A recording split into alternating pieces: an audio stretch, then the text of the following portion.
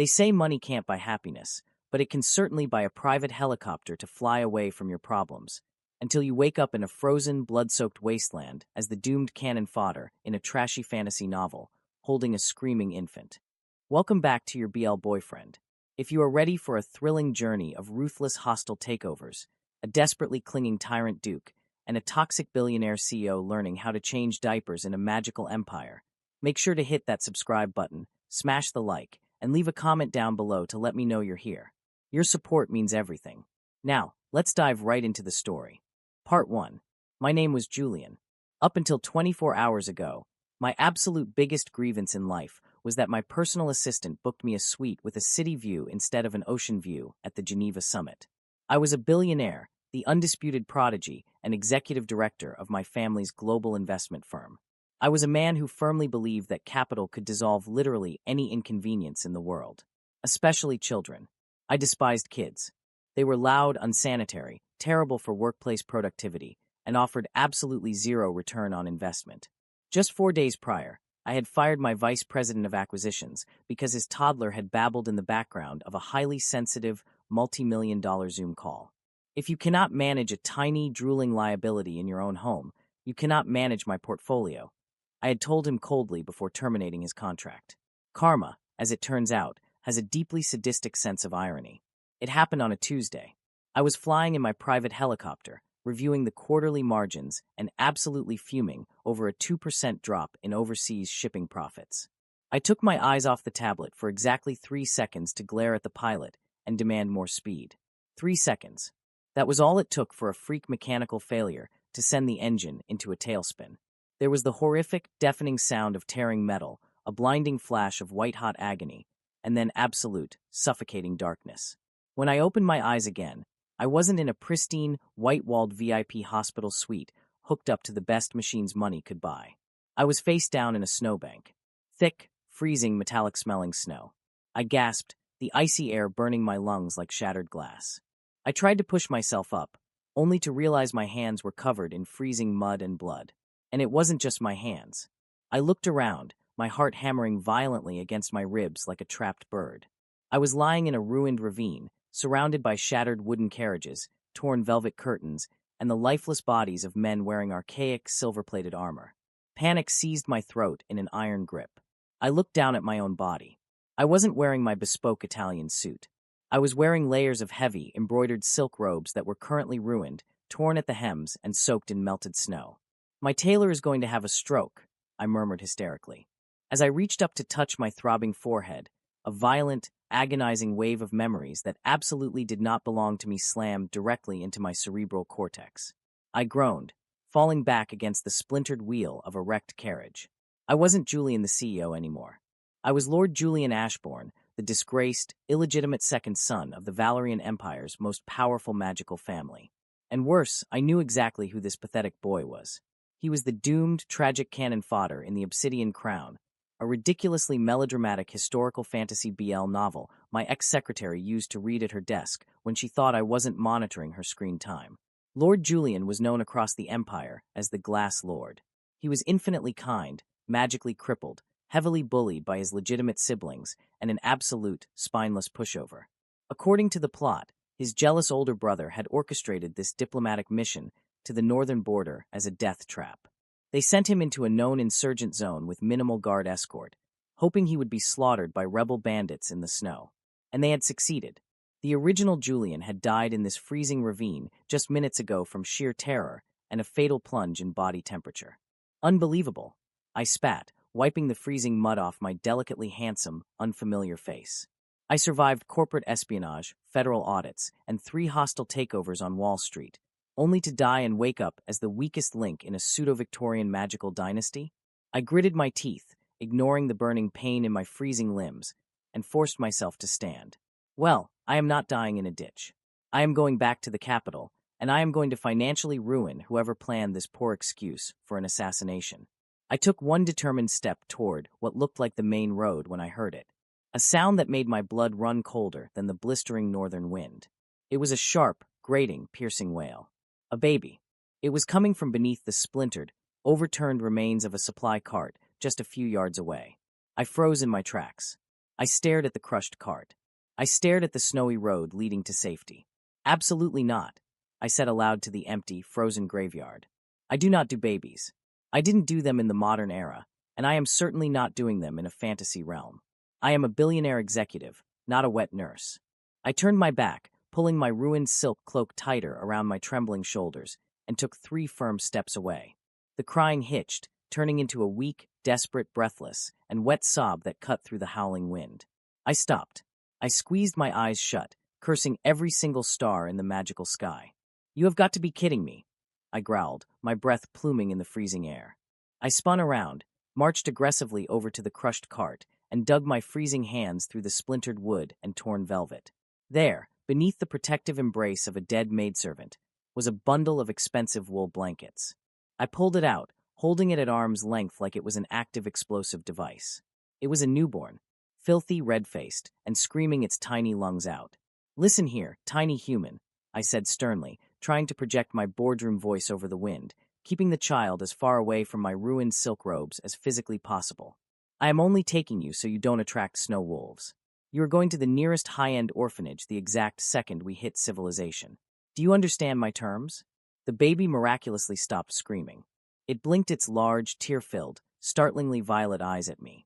Then, it reached out a tiny, chubby fist and tightly grabbed the incredibly expensive, solid sapphire pendant hanging from my collar. The baby squeezed the gemstone, cooed softly, and immediately closed its eyes to sleep. I stared at the kid in sheer disbelief. A gold digger, I muttered, a reluctant, cynical smirk pulling at the corner of my lips. All right, I respect the hustle. Let's go. It took 2 agonizing, blisteringly cold days of walking along the trade route before we were finally discovered by a returning Imperial Border Patrol unit. By the time I was escorted back to the capital city of Valoria and deposited at the gates of my personal estate, I was exhausted, starving, running a mild fever, and holding a sleeping baby wrapped securely inside my inner robes. My residence, Blackwood Manor, was an absolute joke. As the useless, exiled second son, my operational budget was clearly non-existent.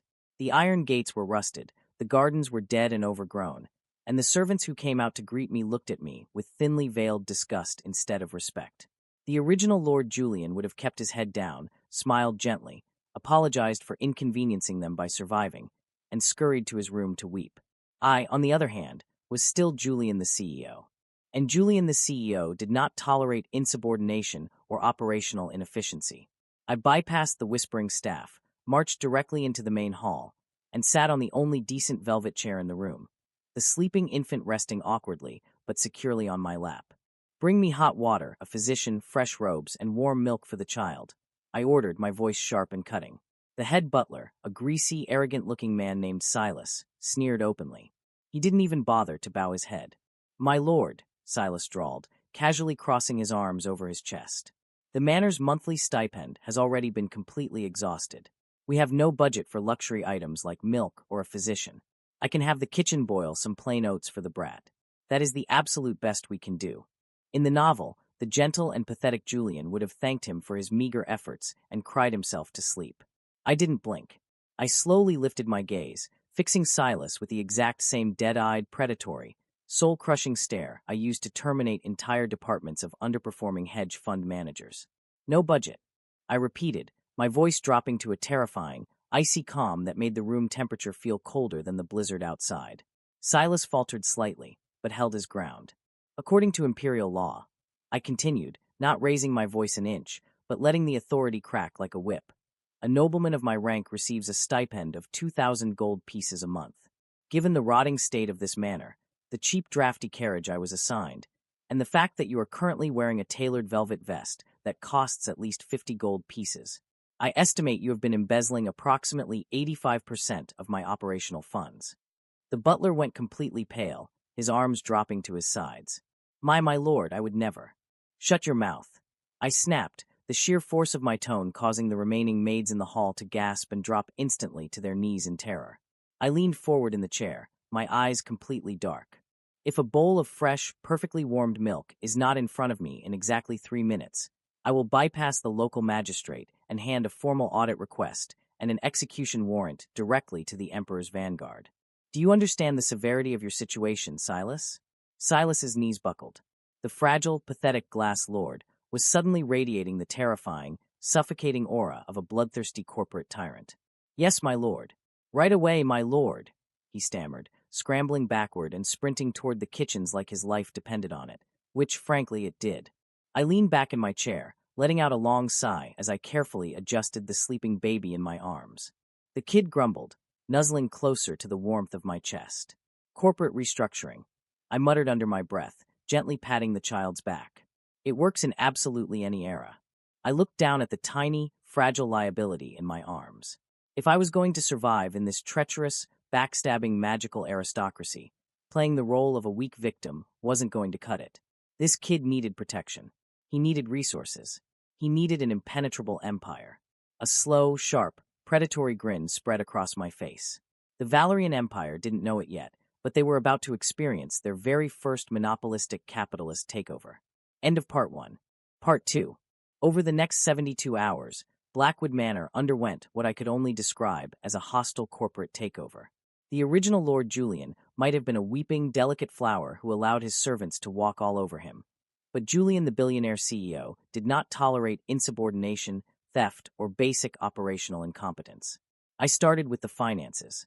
I had the terrified, stammering butler, Silas, drag every single ledger, receipt, and tax document into the main study. It took me less than 4 hours to completely unravel the absolute mess of their bookkeeping. The sheer audacity of their embezzlement actually offended my professional sensibilities. They weren't even clever about it. They were double billing for horse feed when the stables had been empty for 3 years.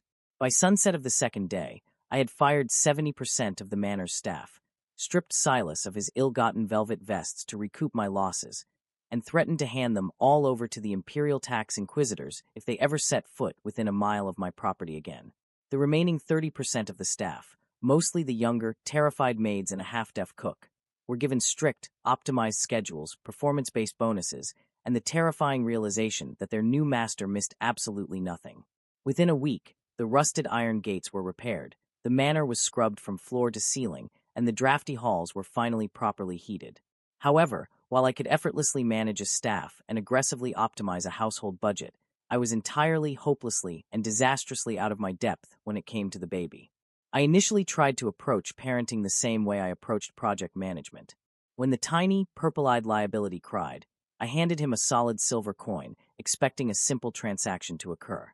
The child merely stared at it, tried to eat it, realized it wasn't milk, and screamed louder. When he refused to sleep, I sat beside his oversized, antique mahogany crib and read aloud from the most boring texts I could find in the manor's library. Ancient treatises on magical taxation laws and the agricultural yields of the eastern provinces. I figured the sheer, mind-numbing boredom of tariff regulations would knock him out. Shockingly, it actually worked. The moment I started reciting the penalty clauses for importing unrefined mana crystals, his violet eyes would droop, and he would drift off to sleep, his tiny hand still clutching the sapphire pendant he had stolen from my cloak on the first day. I refused to admit I was getting attached. I kept telling my newly appointed head maid, a sharp-witted girl named Alara, that the child was just a temporary asset. I claimed I was simply protecting my investment until I could find a suitable, high-ranking magical family to pawn him off on. But then, exactly 1 month into my new life in the Valerian Empire, the baby caught a fever. It wasn't just a mild cold. It was a severe, terrifying, unnatural fever. He wouldn't eat. His tiny, usually pale face was flushed a brilliant, alarming crimson, and his breathing was shallow, ragged, and hot to the touch. I threw money at the problem. I bribed the most prestigious magical apothecary in the district to rush to the manor in the middle of the night. The elderly man, smelling of dried herbs and expensive incense, examined the infant, shook his head, and gave me a deeply sympathetic, entirely useless look. "Infants found in the frozen wastelands are fragile, my lord," the apothecary murmured, packing away his crystal vials. "The cold has settled deep into his tiny magical core. If he survives the night, it is solely the will of the goddess. I am sorry." He left a bowl of bitter-smelling paste and departed. That night, my arrogant, untouchable billionaire facade completely and utterly shattered. I didn't sleep. I didn't review my ledgers. I sat beside his small crib for 3 days and 3 nights straight. I constantly dipped a soft linen cloth into a basin of iced water, wringing it out, and pressing it gently against his burning forehead. "You listen to me, you tiny, expensive liability. I whispered fiercely on the second night. My voice cracked, raw with an emotion I hadn't felt in my past life. I reached through the wooden bars and held his tiny, burning hand. I did not drag you out of a literal blizzard for you to quit on me now. Do you hear me? You're going to live. That is an executive order. The baby whimpered, his chest rising and falling in erratic, painful hitches. Don't you dare close your eyes, I ordered, tears I refused to acknowledge blurring my vision.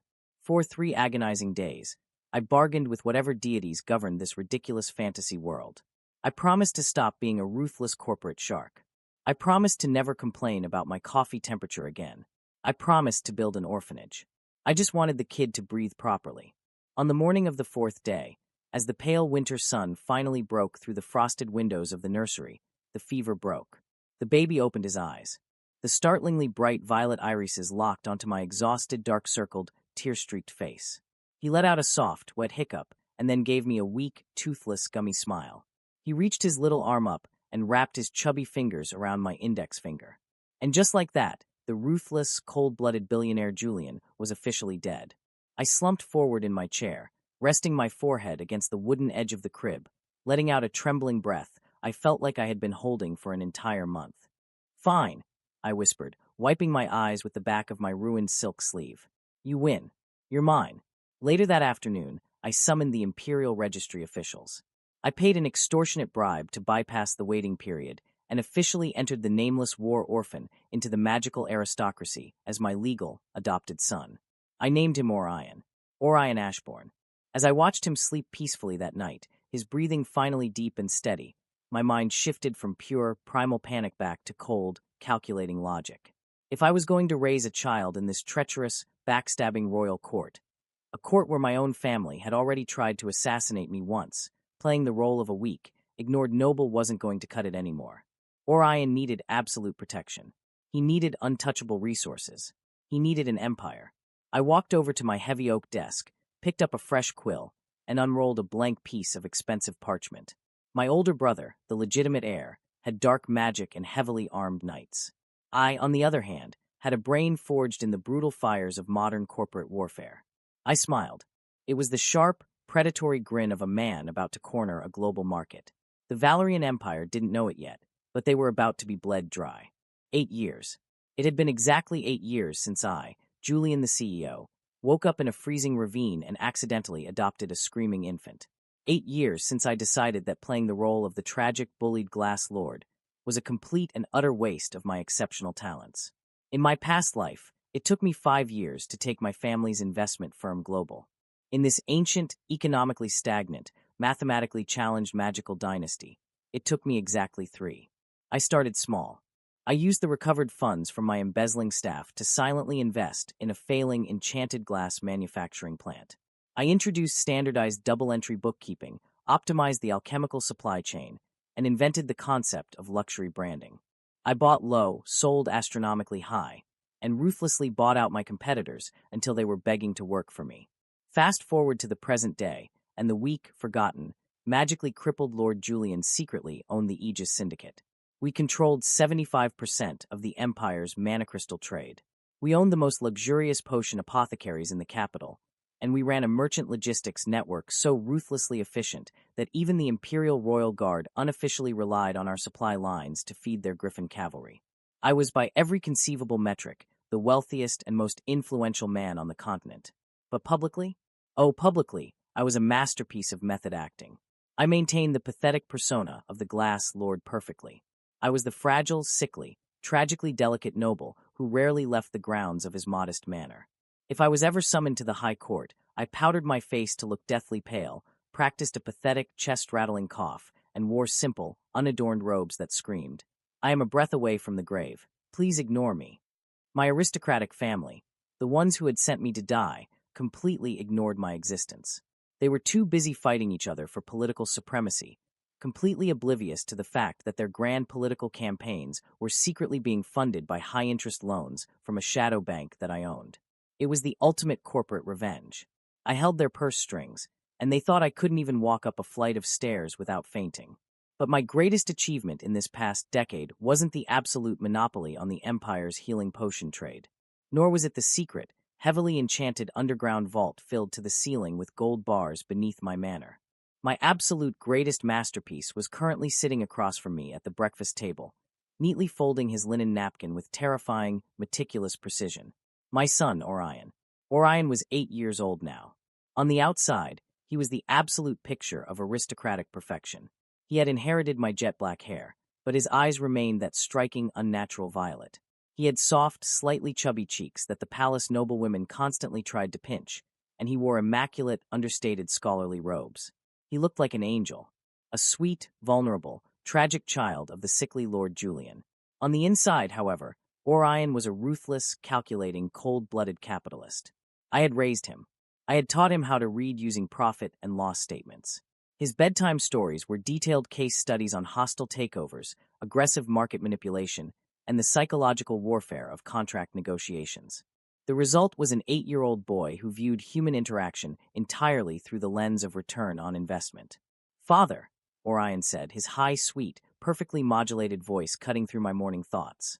He slid a meticulously organized leather-bound ledger across the polished dining table. "I have reviewed the quarterly earnings for our enchanted toy storefronts in the Eastern Merchant District.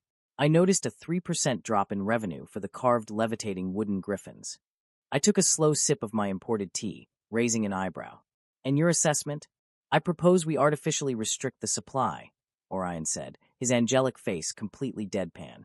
"We pull 50% of the stock from the shelves today to drive up public demand and create a false scarcity panic. Then, we reintroduce them next month, just before the Solstice Festival, at a 25% markup." I paused, my teacup hovering inches from my mouth. I stared at this child, this tiny, adorable, terrifying menace who had just casually suggested illegal market manipulation before finishing his morning oatmeal. A slow, deeply proud, genuine smile spread across my face. I reached up and dramatically wiped away a fake tear. "Orion, you are growing up so incredibly fast," I said, my voice thick with pride. "Yes. Execute the supply restriction immediately. But let's start a rumor in the noble district that the wood is sourced from the sacred elven forests first. Let's make it a 35% markup." Orion's violet eyes gleamed with a terrifying, predatory joy that perfectly mirrored my own. "Understood, father," he chirped happily. "Oh, and my esteemed uncle, your older brother, sent another basket of cheap, low-grade healing herbs yesterday. He is publicly pretending to care about your failing health for the sake of his political image." Orion paused, taking a very delicate, aristocratic sip of his warm milk. "I had Alara sell the herbs to a back-alley clinic at a premium. I then used the funds to bribe my uncle's personal chef to subtly replace his expensive imported coffee with dirt-cheap roasted chicory root for the rest of the month." I threw my head back and laughed, the sound echoing through the private, heavily warded dining room. "You absolute little monster," I said fondly, reaching across the table to ruffle his perfectly styled black hair. Orion didn't sweep my hand away. Instead, he leaned into the touch, a rare, genuinely childish smile breaking through his serious corporate facade. Despite his terrifying business acumen, Orion was fiercely, almost dangerously protective of me. Because he was an orphan, and because he knew how much the rest of the nobility despised us, his loyalty was absolute. If a servant even looked at me with the wrong tone, Orion would quietly, systematically ensure that servant was transferred to the absolute worst latrine cleaning duties in the city within 48 hours. "Are you heading to the Central Market today?" I asked, finishing my tea and standing up. Orion nodded, hopping down from his overly large chair, his expression instantly turning professional. "Yes, father. I need to personally inspect the new shipment of puzzle boxes. The manufacturer tried to skim on the lacquer quality last quarter. I need to make a public example of him, so the rest of the supply chain understands our quality control standards." I looked at my 8-year-old son, who was talking about supply chain optimization with the cold, dead-eyed intensity of a seasoned mafia boss. "All right," I sighed, waving a hand. "Take the shadow guards. And remember, if anyone asks, you are the poor, pitiful, innocent adopted son of the sickly Lord Julian. Look sad. Cough a little if you have to. If you see anyone from the main family, cast your eyes downward and look marginalized." Orion gave me a look of profound, theatrical offense. "Father, please. My acting is flawless," he scoffed, patting his velvet vest proudly. "Yesterday, I managed to squeeze 10 gold pieces out of the Duchess of Vane simply by standing outside the bakery, looking longingly at a candied apple, and mentioning how my poor, sick father couldn't afford sweets. I pressed a hand to my heart. I had truly raised a masterpiece. I watched him leave the manor, flanked by 3 highly trained, terrifyingly silent elite shadow guards disguised as common, bumbling servants. I felt a deep, profound sense of peace. My life was perfect.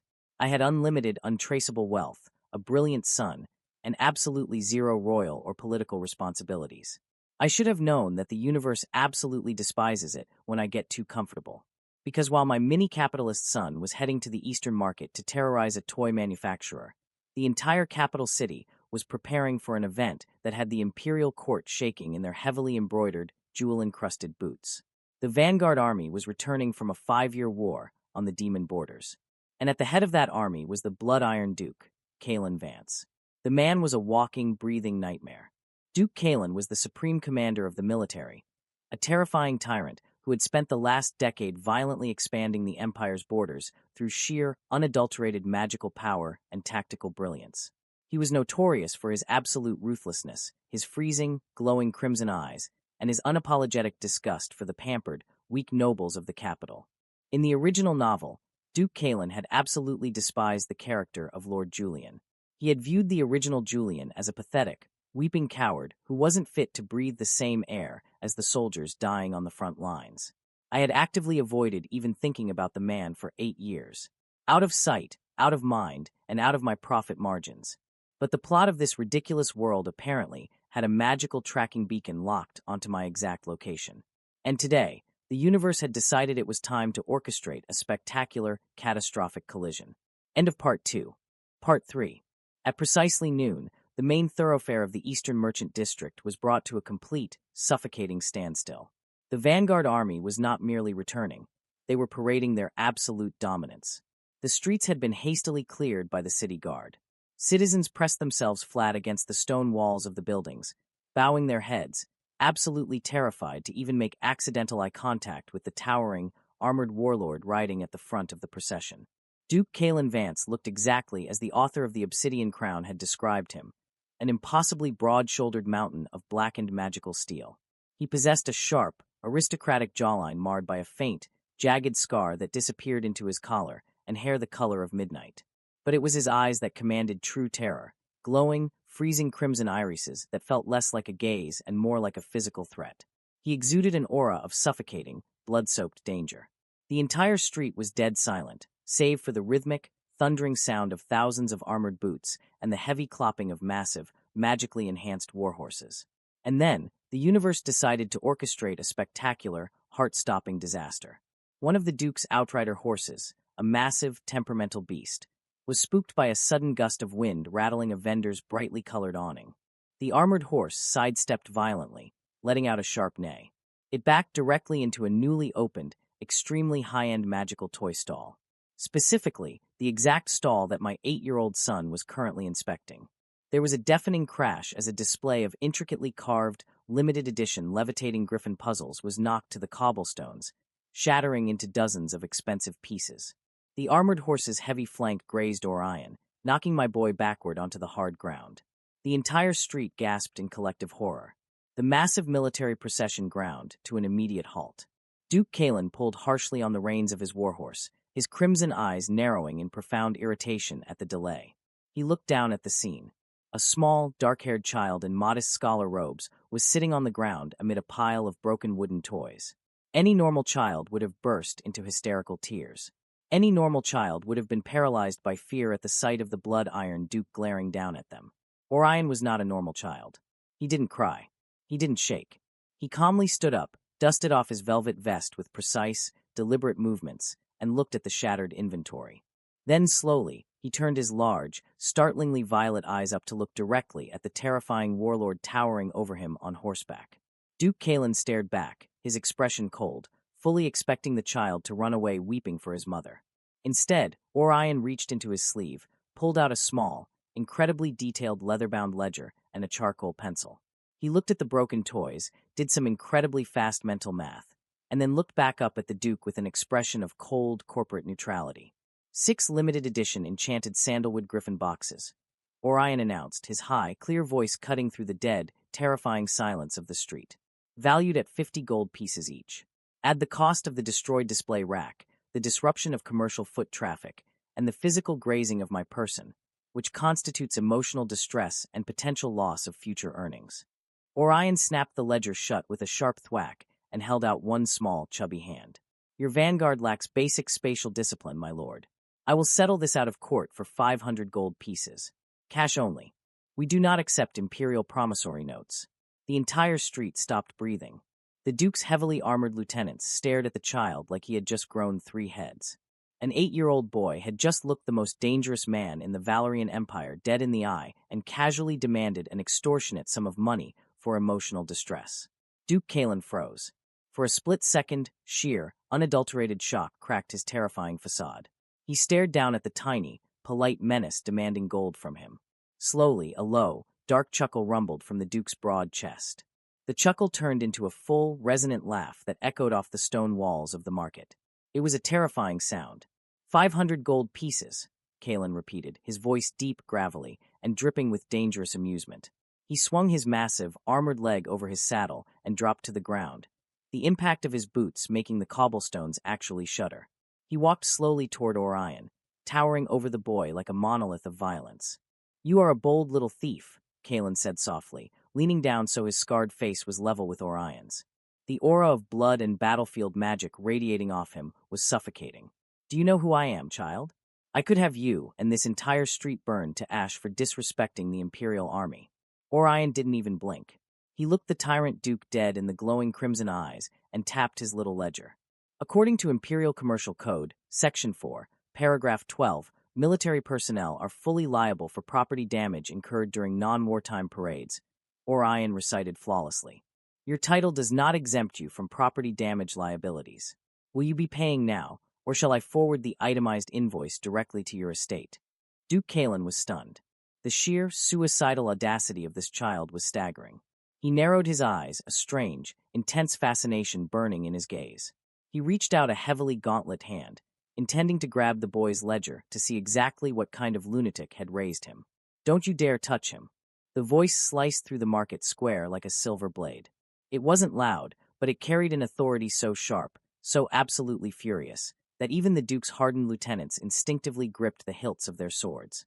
Kalen turned his head, his hand freezing in midair. I pushed violently through the paralyzed crowd, my heart hammering with a terrifying, primal panic I hadn't felt since I woke up in that freezing ravine. One of my elite shadow guards had materialized in my study just minutes ago to inform me Orion had been involved in an incident with the Vanguard Army. I hadn't even bothered to grab my formal cloak. I had sprinted out of Blackwood Manor in my simple, unadorned inner robes, my jet-black hair half-tied and blowing wildly in the wind. I stepped directly between the terrifying, towering warlord and my son. I pushed Orion firmly behind me, using my own body as a shield. The sickly, delicate facade of the Glass Lord was completely gone. I wasn't Julian the pushover. I was Julian the ruthless CEO who had crushed global corporate empires, and someone was currently threatening my kid. I tilted my chin up, glaring directly into Kalen Vance's freezing crimson eyes. I didn't care that he was nearly a foot taller than me. I didn't care that he was covered in enchanted armor and carrying a broadsword the size of my leg. If you so much as lay a finger on my son, I hissed, my voice dropping to a lethal, vibrating calm that carried perfectly in the silent street. I will dismantle your life so thoroughly you won't even be able to afford a grave. Kalen went perfectly, rigidly still. His dark, crimson eyes widened, locking onto my face. He recognized me. The whole empire knew the pale face of the crippled, pathetic second son of the Ashbourne family. But the man standing before him now, furious, flushed, blazing with an unyielding, arrogant fire, was absolutely nothing like the weeping, tragic coward he remembered from before he left for the war. Lord Julian, the Duke murmured. His voice sounded oddly breathless, as if the air had just been knocked out of his massive lungs. He stared at me like I was a hallucination. The way his glowing eyes swept over my flushed face, my defiant glare, the messy strands of dark hair framing my cheekbones, and the fiercely protective way I shielded the child behind me. It wasn't the look of a man insulted. It was the look of a man who had just been struck by magical lightning. That is Lord Ashbourne to you, Vance, I snapped, refusing to break eye contact, completely ignoring the fact that half the street was probably preparing for my imminent beheading. I reached into the wide sleeve of my robe, pulled out a solid, heavy gold ingot from my emergency funds, and slammed it directly into the center of his heavy steel chest plate. Kalen instinctively caught it, looking completely bewildered.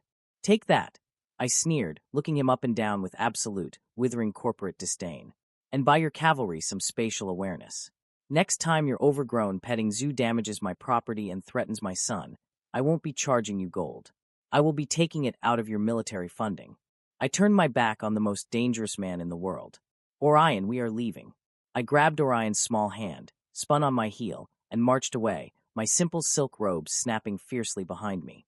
The entire street remained in a state of collective, horrified shock. The weak, sickly glass lord had just publicly humiliated the Blood-Iron Duke, thrown money at him like he was a common beggar, and walked away showing his back. Behind me, Kalen didn't draw his sword. He didn't order my immediate execution. He stood perfectly still in the middle of the cobblestone street, staring intently at my retreating figure. He slowly raised his hand, looking down at the heavy gold ingot I had aggressively shoved against his chest. His thumb traced the smooth, expensive metal. A slow, dark, incredibly dangerous smile spread across the tyrant's scarred face. It was the kind of smile a starving apex predator gets when it finally spots prey worth hunting. "Lieutenant," Kalen said softly, his crimson eyes never leaving my figure until I disappeared around the corner.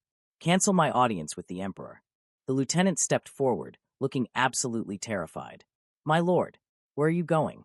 Kalen's smile widened, revealing a hint of sharp, white teeth.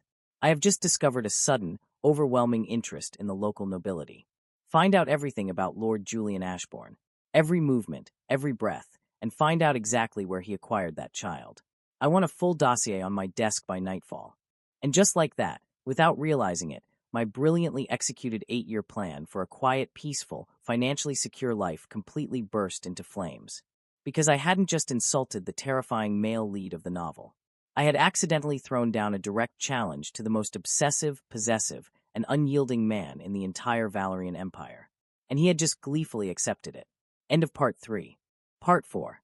In my previous life as a ruthless corporate executive, I had dealt with aggressive venture capitalists, relentless federal auditors, and investigative journalists who literally camped in the decorative bushes outside my penthouse. But absolutely nothing in my extensive professional career could have prepared me for the sheer, suffocating persistence of a magically enhanced warlord who had decided I was his next conquest.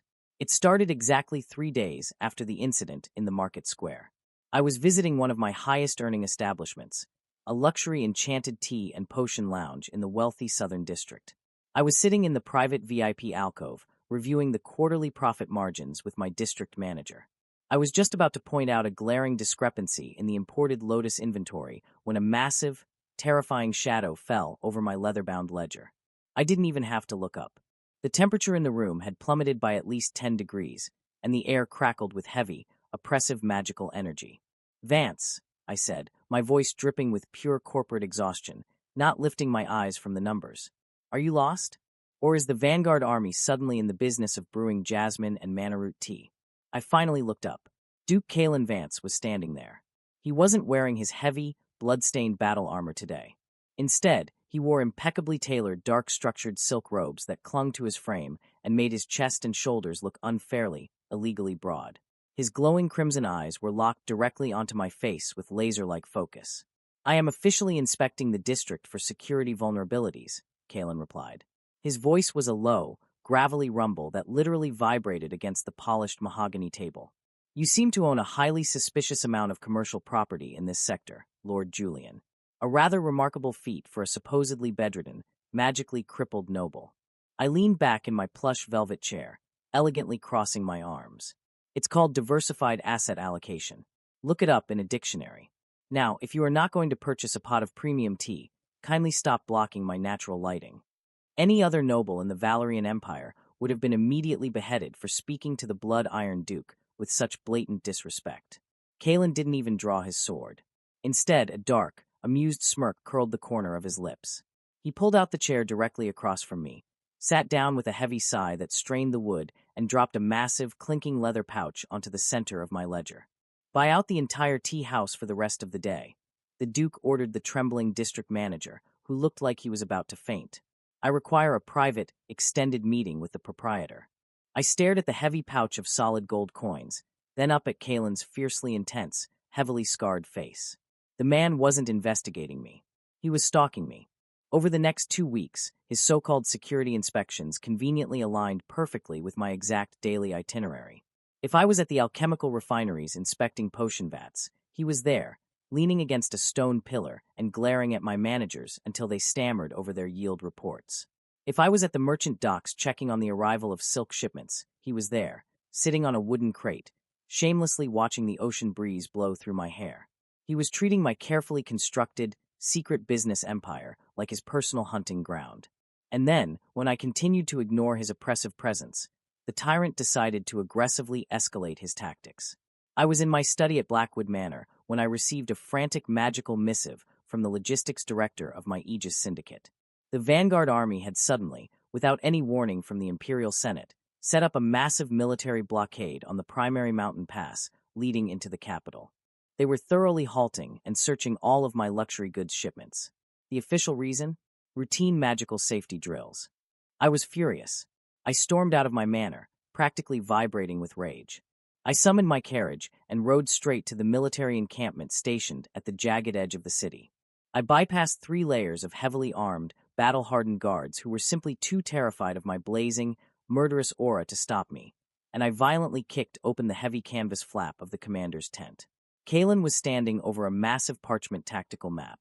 He looked up, totally unfazed by my dramatic, highly aggressive entrance.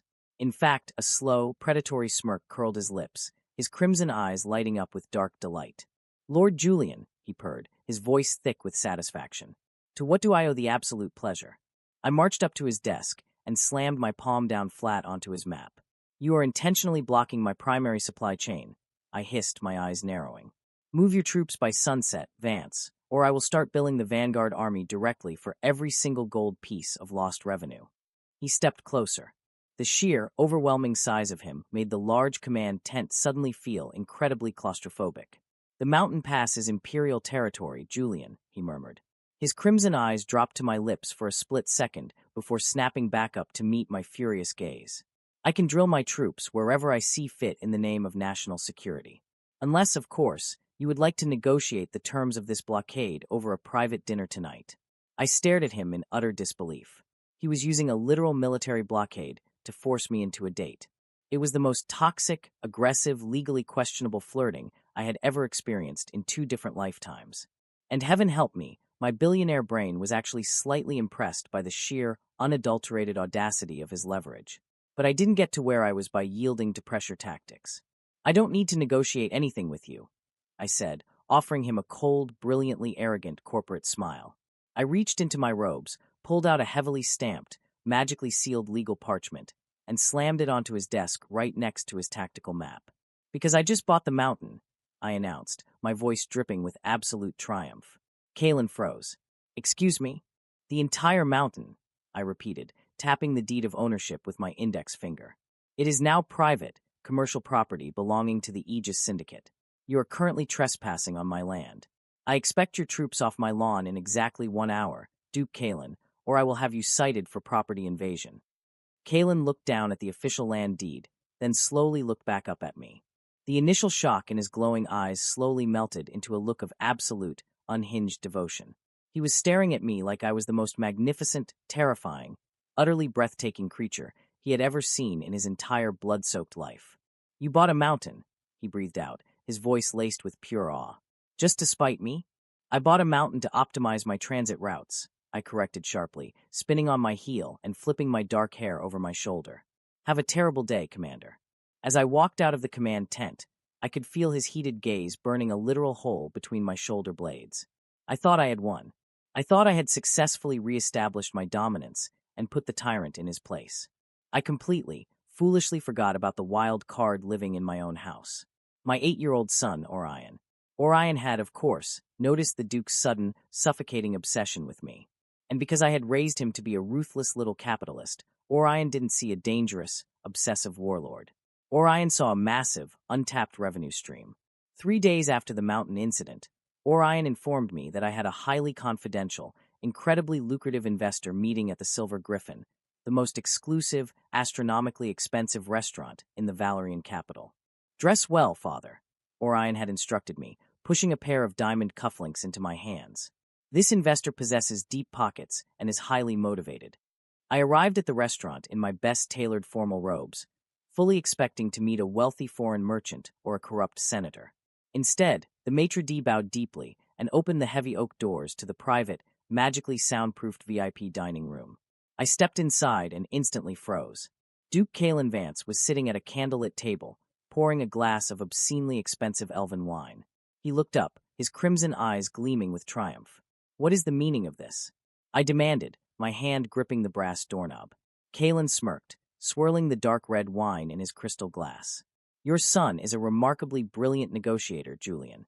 He sold me exclusive, uninterrupted access to your evening schedule." My jaw dropped in sheer, unadulterated horror. I was going to ground that child until he was 30 years old. "For how much?" I blurted out, before I could stop myself. 1,000 solid gold pieces, Kalen replied smoothly, taking a sip of his wine. "He sold me to you for 1,000 gold?" I hissed, deeply offended by the betrayal, but mostly furious that Orion hadn't asked for a higher premium. "I am worth at least 10,000 a night. I am leaving." I turned sharply to pull the door open, but Kalen moved with terrifying, supernatural speed. Before my hand could even turn the knob, his massive, heavy arm shot out from behind me, planting his palm flat against the solid oak wood. The loud thud echoed in the quiet room. He completely trapped me between the heavy door and the solid, heated wall of his broad chest. "Stay," he commanded softly. The deep vibration of his voice sent an involuntary shiver straight down my spine. "I paid a heavy premium for this acquisition, Lord Julian.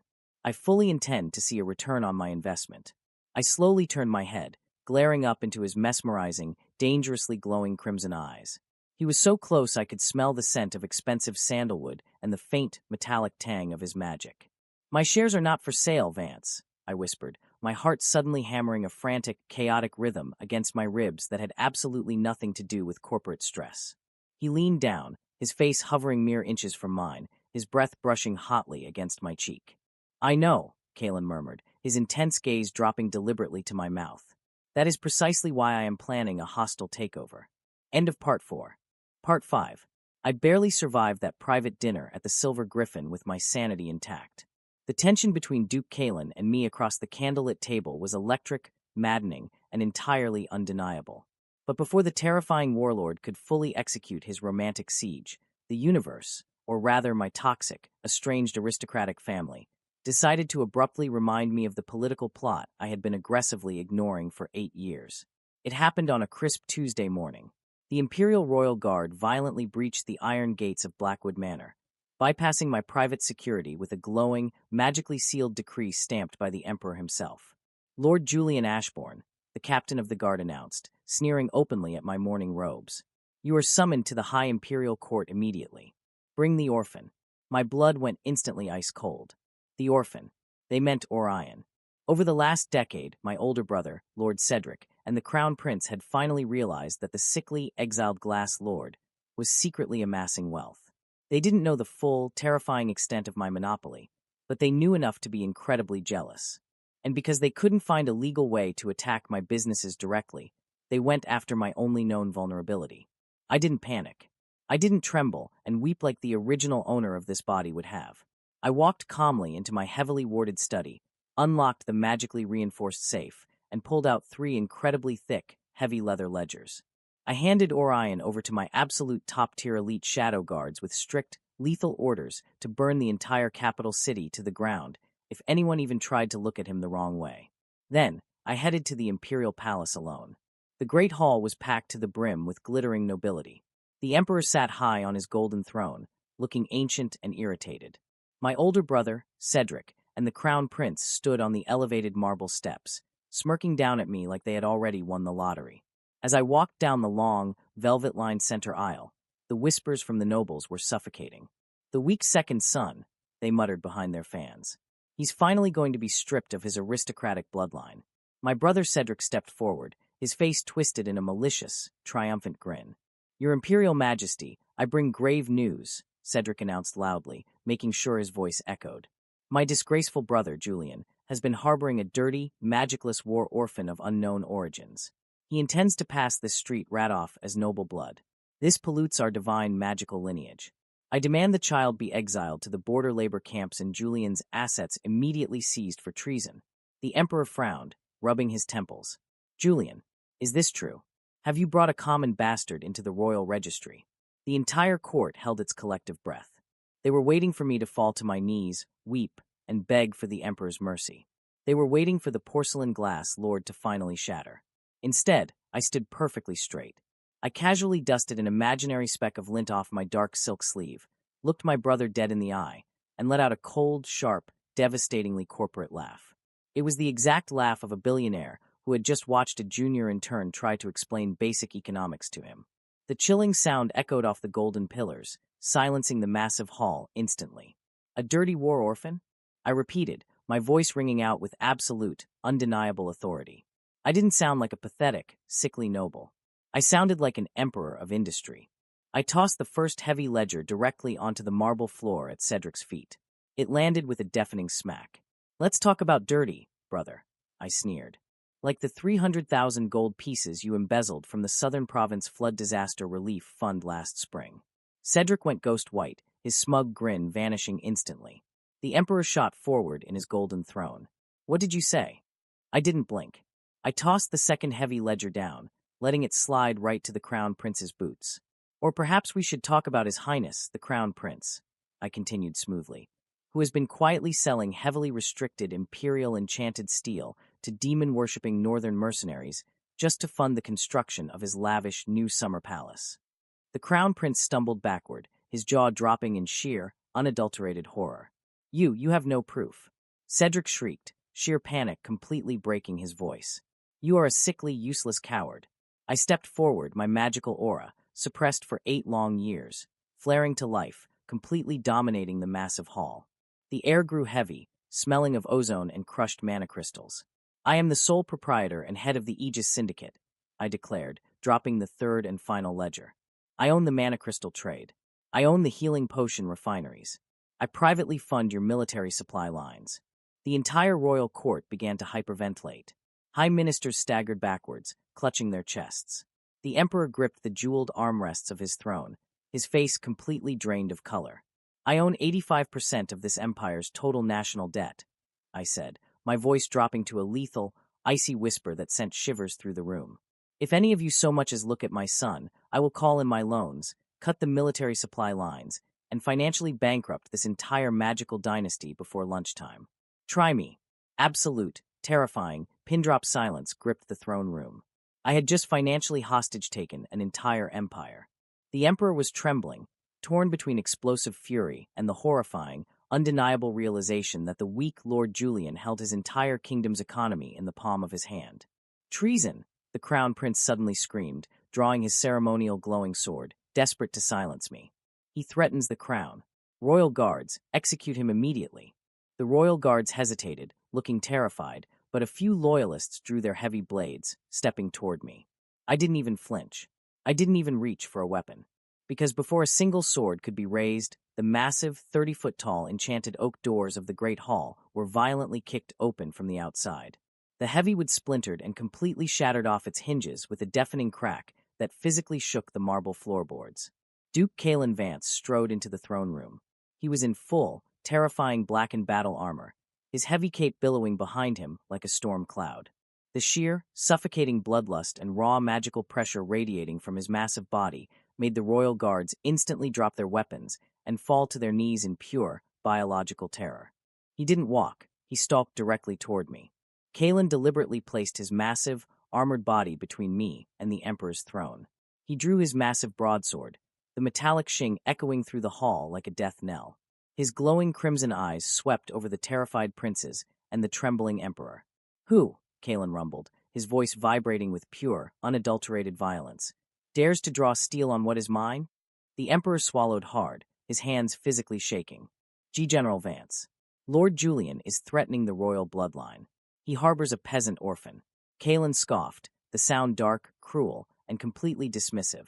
That orphan is my legally recognized heir, the Duke announced, his magically amplified voice sending a secondary shockwave of absolute hysteria through the aristocratic court. I actually choked on my own spit, staring at the back of his armored head. Excuse me, I whispered fiercely. Kalen ignored me, raising his broadsword and leveling the razor-sharp tip directly at the crown prince's throat. "And Lord Julian Ashbourne," Kalen continued, his crimson eyes glowing brighter, "is my future husband. He is under the absolute, unquestionable protection of the Vanguard Army. If anyone in this room wishes to dispute his assets, his child, or his life, you may take it up with my blade." Nobody moved. Nobody breathed. The most terrifying military commander in history had just publicly aligned himself with the wealthiest, most ruthless corporate mastermind in the world. It was the ultimate, unbreakable power couple, and it had just checkmated the entire empire. The emperor slumped back into his throne, looking like he had aged 20 years in 5 minutes.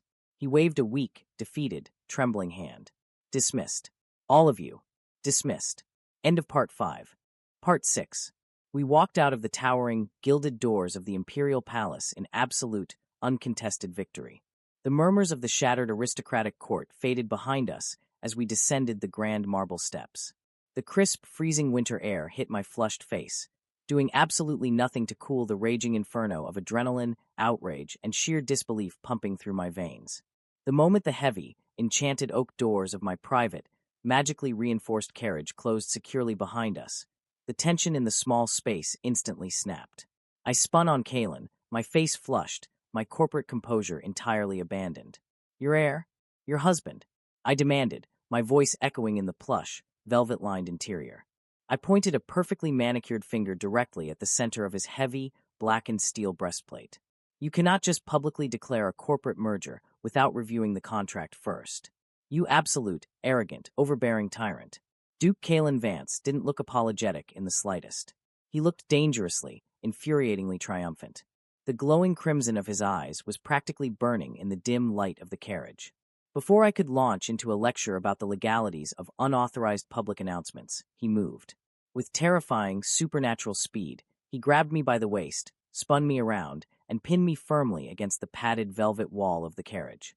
His massive, armored frame completely trapped me, boxing me in, shutting out the rest of the world until there was nothing but him, the smell of ozone and the dark, intoxicating scent of sandalwood.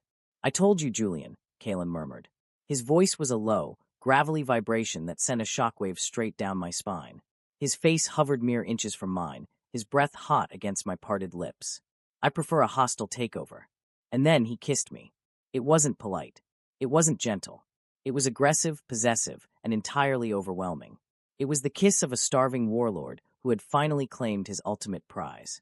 It completely and utterly melted my brilliant, calculating billionaire brain into absolute, buzzing static. I gasped into his mouth, my hands instinctively flying up to grip the cold, hard steel of his armor. I meant to push him away.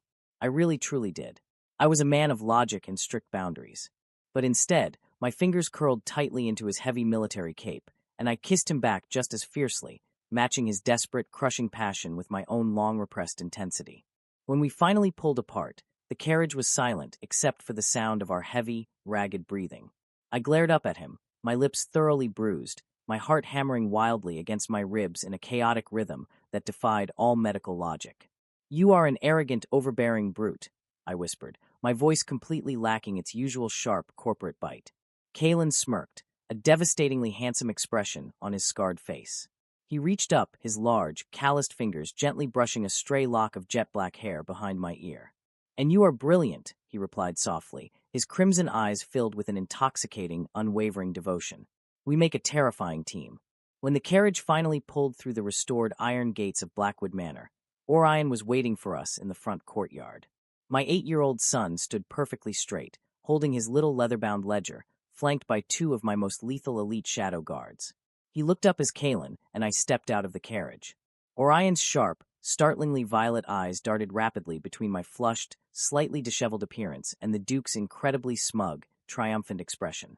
"Father," Orion asked, his voice maintaining perfect, unwavering business neutrality, "did you successfully secure the merger?" Kalen threw his head back and let out a booming, resonant laugh that startled the ravens in the nearby trees. He reached into his armor, unclasped a heavy, solid gold military seal, the absolute highest symbol of authority in the Vanguard Army, and casually tossed it to the child.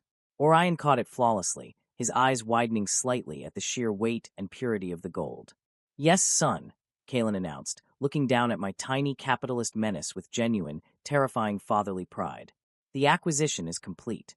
If you had told me a decade ago that I, Julian, a ruthless, germophobic, highly independent corporate billionaire who hated emotional attachments, would willingly cohabitate with a towering, blood-soaked, ancient magical warlord, I would have fired you on the spot for gross incompetence. Yet, exactly 24 hours after the explosive incident in the Imperial throne room, Duke Kalen Vance officially moved into Blackwood Manor. And by moved in, I mean he orchestrated a full-scale military occupation of my private commercial property. I woke up the next morning, stepped out onto my private mahogany veranda with a steaming cup of imported herbal tea, and immediately choked on my drink. My beautiful, tranquil, highly optimized commercial estate had been transformed overnight into a forward operating base. Heavily armored Vanguard soldiers were aggressively patrolling my enchanted koi ponds. Military supply tents were pitched on my immaculate lawns, and griffins were roosting in my imported cherry blossom trees. What in the name of the goddess is happening to my property? I demanded, marching furiously down the grand stone steps, my silk morning robe snapping in the cold wind. Kalen was standing in the very center of the courtyard. He was out of his heavy armor, wearing a casual, dark silk martial arts tunic that hung loosely over his ridiculously broad shoulders, exposing a distracting amount of his scarred, muscular chest. He turned at the sound of my voice, his crimson eyes instantly lighting up with that possessive, predatory warmth he reserved entirely for me. "Good morning, my lord," Kalen rumbled. He stepped forward, seamlessly wrapping a massive arm around my waist and pulling me flush against his side, completely ignoring my indignant squawk. "I am securing our assets. Since we are now publicly engaged, you are a prime target for the Crown Prince's retaliation. Therefore, the absolute elite of the Vanguard Army is now your personal security detail." I gestured wildly at a terrifying, battle-scarred lieutenant who was currently, to my absolute bewilderment, helping my 8-year-old son carry a heavy wooden crate of enchanted toys. "You turned my centralized supply chain logistics hub into a military barracks." I hissed, though I didn't actually push him away. His body heat was entirely too comfortable in the crisp morning air. Orion trotted over, his leather ledger open, his face glowing with pure, unadulterated capitalist joy. "Actually, father, the integration is highly efficient," my mini-monopolist announced cheerfully. "The Duke's heavy infantry soldiers have increased our warehouse loading speed by 45%. I've already offered them a performance-based bonus structure paid out in premium healing potions, and they have unanimously accepted. We are forecasting absolute record profits this quarter." I stared blankly at my 8-year-old son, who had just successfully unionized the Empire's most lethal, bloodthirsty military force before I had even finished my morning tea. Kalen let out a booming laugh, his broad chest vibrating warmly against my side. "He has a brilliant eye for talent," the Duke praised, looking at Orion like the boy had just conquered a small nation. "My men are entirely at your disposal, little lord. Use them well." Over the next month, my meticulously planned life became an absurd, high-stakes blend of global corporate management and aggressive, suffocating domesticity. Duke Kalen Vance absolutely refused to leave my side. If I was meeting with the powerful Silk Merchant Guild to negotiate export tariffs, the Duke sat exactly 1 foot behind my chair, his hand resting casually on the hilt of his massive broadsword, glaring at any merchant who dared to make eye contact with me for more than 3 consecutive seconds. "You are actively intimidating the supply chain," I muttered to him out of the corner of my mouth during one particularly tense negotiation. We were in a high-end boardroom, and a wealthy, portly silk trader had just practically fainted under the Duke's terrifying, bloodthirsty stare. "He was looking at your collarbone," Kalen replied coldly, his voice a lethal whisper that only I could hear. I was simply deciding which of his fingers to sever first to teach him manners. "Kalen," I sighed, pinching the bridge of my nose, fighting the urge to smile. "You cannot dismember my business partners. It is terrible for public relations." He just hummed dismissively, leaning forward to press a blatant, lingering, incredibly improper kiss to the sensitive skin just below my jawline, right in front of the terrified, sweating merchants. "Then they should learn to look at the floor when you speak, Julian," he murmured. The entire Valerian Empire was thrown into absolute chaos. The Emperor, terrified of my financial stranglehold on the kingdom's economy and Kalen's unquestionable military might, had completely backed off. My older brother, Cedric, had been stripped of his aristocratic titles after the imperial auditors, whom I had anonymously tipped off, exposed his massive embezzlement scheme. He was currently under strict house arrest. But a cornered, desperate rat will always bite. And the Crown Prince was incredibly desperate. The Crown Prince knew that as long as I controlled the Imperial Treasury and Kalen controlled the Vanguard army, he would never inherit the throne. His power was crumbling by the second. So he made a fatal, utterly foolish, and astronomically expensive mistake. He hired the Blood Moon Syndicate. They were the most expensive, lethal, and highly secretive guild of magical assassins in the criminal underworld, and he contracted them to orchestrate a midnight raid on Blackwood Manor. I was sitting in my dimly lit study, finalizing the upcoming quarterly budgets, while Kalen was sprawled comfortably on the velvet couch, reading a military logistics scroll. Orion was already fast asleep in the heavily fortified East Wing. It was a peaceful, domestic evening. Suddenly, the elite shadow guards stationed outside my door went dead, eerily silent. The air in the room violently shifted, turning thick, cold, and heavily metallic. The magical wards surrounding the manor shattered with a sound like breaking glass. Kalen's head snapped up. In a fraction of a millisecond, the relaxed, teasing, domestic husband-to-be vanished, replaced entirely by the demon of the north. He moved faster than the human eye could track. He drew his broadsword, the blackened steel hissing violently in the quiet room, and stepped protectively in front of my mahogany desk, his glowing crimson eyes locking onto the large, enchanted glass windows. "Assassins," he breathed, his voice dropping to a demonic, guttural register. Before I could even blink, the expensive, custom-made glass windows shattered violently inward. A dozen men clad in pitch-black stealth gear, their faces obscured by magical masks, poured into the study. Their blades were drawn, coated in glowing green poison, radiating lethal, concentrated killing intent. They were the absolute elite of the underworld. The leader of the assassins stepped forward, his cold eyes bypassing Kalen and fixing directly onto me. "Lord Julian Ashbourne," the assassin announced, his voice devoid of all emotion. "The Crown Prince sends his regards. Your monopoly ends tonight." Duke Kalen Vance let out a terrifying, earth-shaking snarl. He gripped his massive sword with both hands. "You will leave this room in pieces," the Duke promised. The sheer, suffocating killing intent rolling off his massive body caused the temperature in the room to plummet below freezing. Frost literally began to form on the edges of my desk. He was ready to bathe the room in blood. He was ready to go to absolute war. I, on the other hand, was incredibly annoyed. They had just broken my newly imported, custom-made, enchanted glass windows. I slowly placed my expensive calligraphy pen down, steepled my fingers precisely on the desk, and let out a long, heavy, profoundly exhausted corporate sigh. End of Part 6. Part 7. "Hold on," I said clearly, my voice cutting effortlessly through the deadly, suffocating tension of the room. The assassins paused, their poison-coated blades freezing in midair.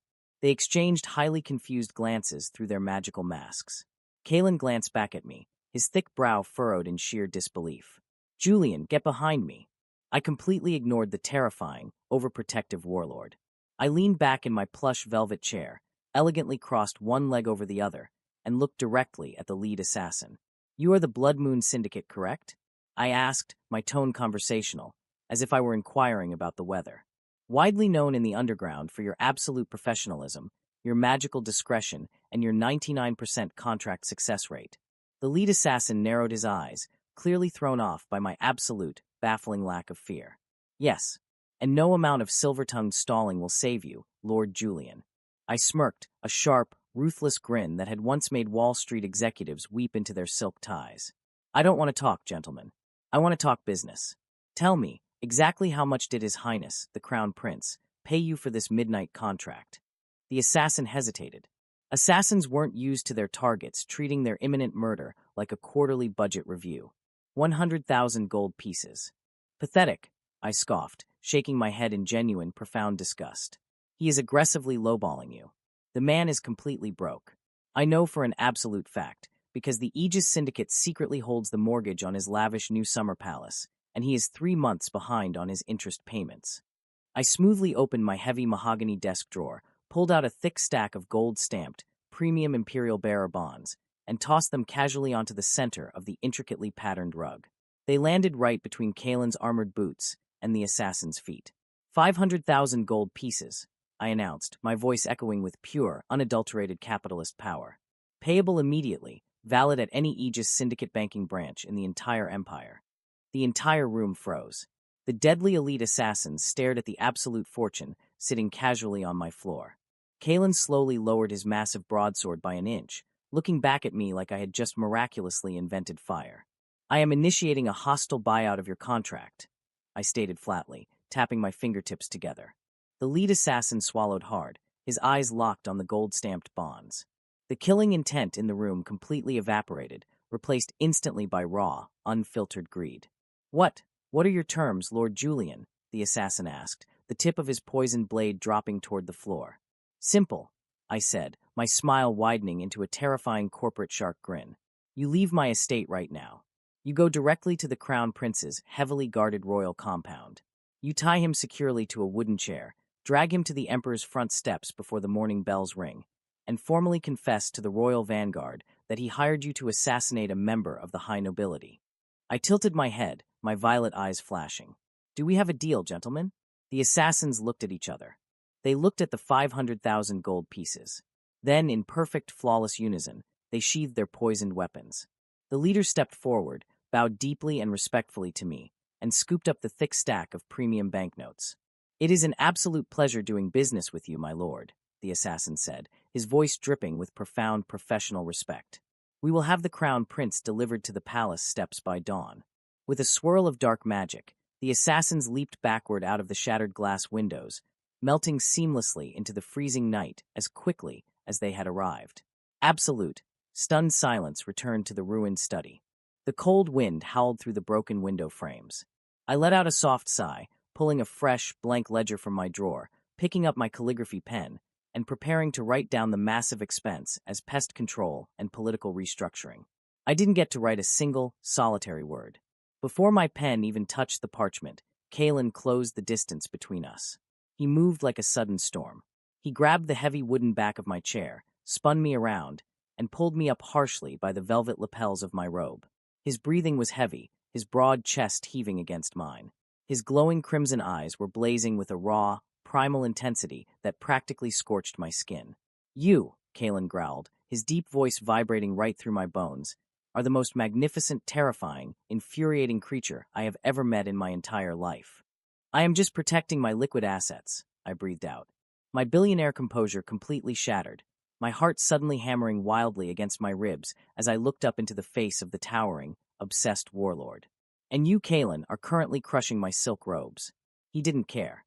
He crashed his lips down onto mine, kissing me with a desperate, crushing, overwhelmingly possessive passion that made my knees completely buckle. I let out a soft gasp, my hands tangling fiercely in his dark hair as he backed me up against the edge of the mahogany desk, knocking over a stack of tax reports. The cold metal of his armor pressed against me, contrasting with the burning heat of his mouth. It wasn't a tactical maneuver. It wasn't a business transaction. It was sheer, unavoidable gravity. The Crown Prince was arrested by dawn, exactly as the syndicate had promised. He was found tied to a chair on the palace steps, weeping, stripped of his royal titles by noon, and permanently exiled to the freezing northern borderlands for high treason. The Emperor, thoroughly beaten, completely terrified of my absolute financial dominance and Kalen's unstoppable military backing, officially surrendered. He handed over the full, uncontested management of the Imperial Treasury directly to the Aegis Syndicate. I had officially won the game. I had conquered the Valerian Empire without spilling a single drop of my own blood. But as it turned out, aggressively overthrowing an entire magical dynasty was absolutely nothing compared to the sheer, unmitigated stress of planning a high society royal wedding. 6 months later, the capital city was forced to witness an event so lavish, so astronomically expensive, that imperial historians would literally write panicked treatises about it for centuries. The Blood Iron Duke was marrying the newly reinstated, infinitely wealthy Lord Julian Ashbourne, and I was absolutely determined to micromanage every single terrifying second of the event. The floral budget is completely inefficient, I muttered, sitting at the desk in our newly combined, massive master suite. I was aggressively crossing out numbers on a long scroll with a red ink pen. We do not need 10,000 enchanted red lotuses imported from the Southern Isles. 5,000 is more than sufficient for the visual impact, and we can easily reinvest the surplus funds into expanding the alchemical distribution lines. My pen was abruptly snatched directly out of my hand. Kalen tossed the expensive pen casually across the large room. He leaned his massive weight over my desk, completely caging me in with his incredibly thick, muscular arms. He wasn't wearing his armor today, just a loose silk shirt that did nothing to hide the terrifying expanse of his chest. Julian, Kalen rumbled, his crimson eyes narrowing with affectionate exasperation. You are literally the wealthiest man alive. I am the supreme commander of the entire Imperial Vanguard. We are not cutting corners on the flowers. I glared up at him, though I couldn't stop the fond, betraying smile pulling at the corner of my mouth. You will have 10,000 enchanted lotuses, the Duke ordered softly, leaning closer. And you will wear the gold-threaded ceremonial silk I personally commissioned, or I will literally arrest the Imperial florists for treason. You are financially irresponsible, Kalen, I huffed, crossing my arms defensively. He just hummed a deep, satisfied sound. He leaned down and pressed a soft, lingering kiss to the sensitive curve of my neck, making me shiver. And you are a chronic workaholic, Kalen murmured against my skin, his large hands resting possessively on my hips. The wedding is tomorrow. Close the ledger, husband. End of Part 7. Part 8. The wedding was absolutely flawless. The entire Valerian capital was draped in miles of imported, crimson enchanted silk. Magical fireworks lit up the night sky in brilliant bursts of gold and violet, paid for entirely, of course, by my corporate accounts. Orion walked down the long, velvet-lined aisle ahead of me. My 8-year-old son carried the heavy, enchanted platinum rings on a silk cushion. He looked incredibly handsome, undeniably smug, and highly professional. I could tell just by the narrowed, calculating gleam in his bright violet eyes that he was mentally calculating the total net worth of every single terrified noble in attendance as he walked past their pews. When I finally reached the altar, Duke Kalen Vance was waiting for me. He wore deep crimson and gold martial robes, looking exactly like a terrifying god of war who had finally, against all odds, found his peace. When he took my hands in his, I realized that his large, calloused, battle-scarred fingers were trembling just the slightest bit. He looked down at me with an expression of such raw, overwhelming, unfiltered devotion that the very last of my defensive corporate walls completely shattered. I swore my life to the blood and the battlefield, Julian, Kalen whispered. His deep, gravelly voice was meant solely for me amidst the hushed, staring crowd. I never believed I would have a home to return to. You are my home. My life, my sword, and my soul belong entirely to you. My throat tightened painfully. Julian, the arrogant billionaire CEO who hated feelings, who fired grown men over crying babies, was suddenly fighting back tears in front of the entire magical aristocracy. You're a terrible investment, Kalen, I whispered back, my voice thick with emotion, though a smile broke across my face. You are incredibly high maintenance, insanely possessive, and dangerously violent. I stepped closer, wrapping my hands gently around the collar of his martial robes. But you are the absolute best acquisition I have ever made, I murmured. I love you. Kalen's glowing crimson eyes widened. It was the very first time I had said the words out loud. A brilliant, breathtaking, genuinely boyish smile broke across his scarred face. He didn't even wait for the high priest to finish the final magical blessing. He pulled me forcefully against his solid chest and kissed me, deep, slow, and devastatingly thorough, while the entire empire roared in applause around us. The wedding night, however, was an absolute, catastrophic failure of my physical stamina. Kalen treated the wedding bed exactly like a high-stakes military campaign, and I was the heavily fortified fortress he was utterly determined to conquer. He was endlessly patient, intensely possessive, and completely, utterly relentless. Every single time I breathlessly begged him to stop, claiming I needed to review the morning agenda for the syndicate, he would just chuckle a dark, rumbling laugh against my heated skin, pin my wrists firmly above my head, and prove exactly why the continent called him the demon of the north. I didn't leave that bed for 2 entire days. 5 years later, the Aegis Syndicate practically owned the known world. The Valerian Empire was experiencing an unprecedented, explosive golden age of economic wealth and absolute military security. And the infamous, formerly rusted Blackwood Manor had been transformed into the most heavily fortified, luxurious, ridiculously expensive palace in the capital. I sat in the sunlit, magically climate-controlled courtyard gardens, lounging comfortably on a massive silk-cushioned daybed. Beside me, the blood-iron Duke, the terrifying warlord who had brought neighboring kingdoms to their absolute knees, was carefully, meticulously peeling a grape. The most dangerous man in the world was currently focused entirely on making sure my afternoon fruit was perfectly prepared before gently popping it into my mouth. Too sweet, I mumbled, chewing lazily. Kalen smirked, reaching out to wipe a stray drop of juice from my lower lip with his rough thumb. You complain about absolutely everything, my love. Would you prefer I dispatch a battalion to fetch you the sour plums from the western province? I shook my head, leaning my cheek comfortably against his broad, muscular shoulder. No, you stay right here. You're an excellent, highly efficient heating pad. Across the courtyard, my son Orion, now a sharp, incredibly handsome, terrifyingly tall 13-year-old, was aggressively lecturing the current Imperial Minister of Finance. Your tax yield projections are fundamentally flawed. Orion snapped, slapping a wooden pointer against an enchanted chalkboard. You completely failed to account for seasonal magical inflation in the northern provinces. Do the math again, Minister, or I will have my father liquidate your entire family's assets by nightfall. The elderly Minister of Finance was sweating profusely, bowing repeatedly and stammering apologies to the teenager. I watched them with a deep, profound sense of glowing paternal pride. He is going to completely rule the world by the time he is 20, I murmured, resting my hand flat against Kalen's chest, feeling the steady, calming beat of his heart. Kalen chuckled, wrapping his heavy arm around my waist and pulling me closer into the warmth of his body. He takes after his father, the Duke replied softly, kissing the top of my head. Ruthless, brilliant, and completely terrifying. I looked up at the man holding me.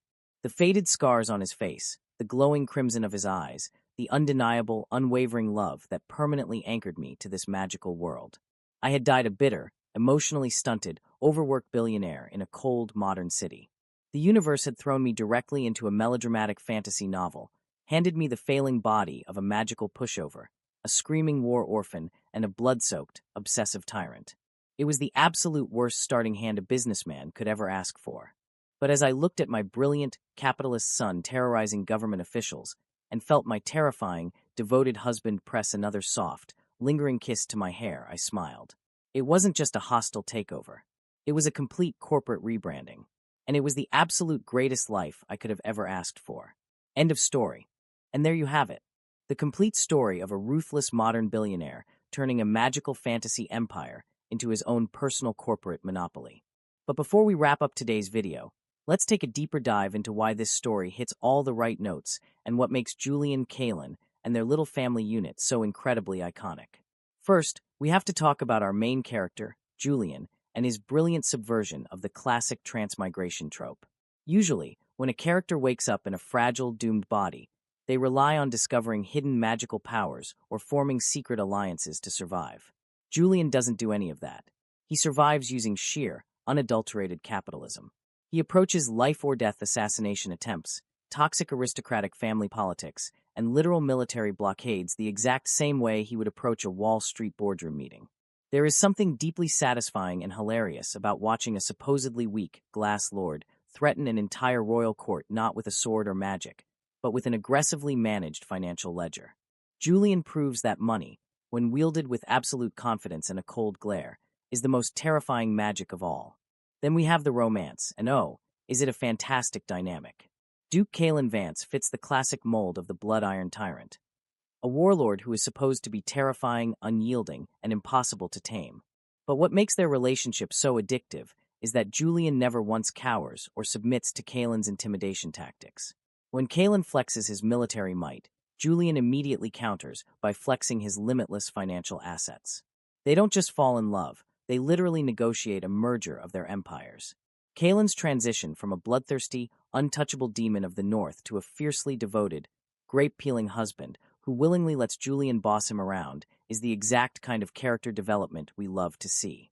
He is completely obsessed, yes, but more importantly, he profoundly respects Julian's intellect and power. They are a true power couple. We also cannot ignore the beautiful found family aspect of this narrative. Julian starts the story as a man who literally fired his vice president over a crying toddler, claiming kids offer zero return on investment. Yet, he ends up risking his life to protect a freezing war orphan. And Orion isn't just a cute, passive prop in the background. He grows into a terrifying mini-capitalist who weaponizes his angelic looks to squeeze gold out of unsuspecting nobles. The three of them together create a deeply unconventional, slightly toxic, but fiercely loyal family unit that brings an entire magical dynasty to its knees. It's a story about rewriting your destiny, finding a home where you least expect it, and proving that sometimes the absolute best way to deal with your enemies is to just aggressively buy all of their debt. If you enjoyed this thrilling journey of corporate revenge, hostile takeovers, and fiercely obsessive warlords, please do me a massive favor and smash that like button. It really helps the channel grow. Don't forget to subscribe to your BL boyfriend and turn on the notification bell so you never miss out on our upcoming stories. Let me know down in the comments what your absolute favorite moment of the story was. Would you try to negotiate with the Duke, or just run away? Thank you so much for spending your time with me today. Keep reading, keep dreaming, and I'll see you in the next adventure. Bye for now.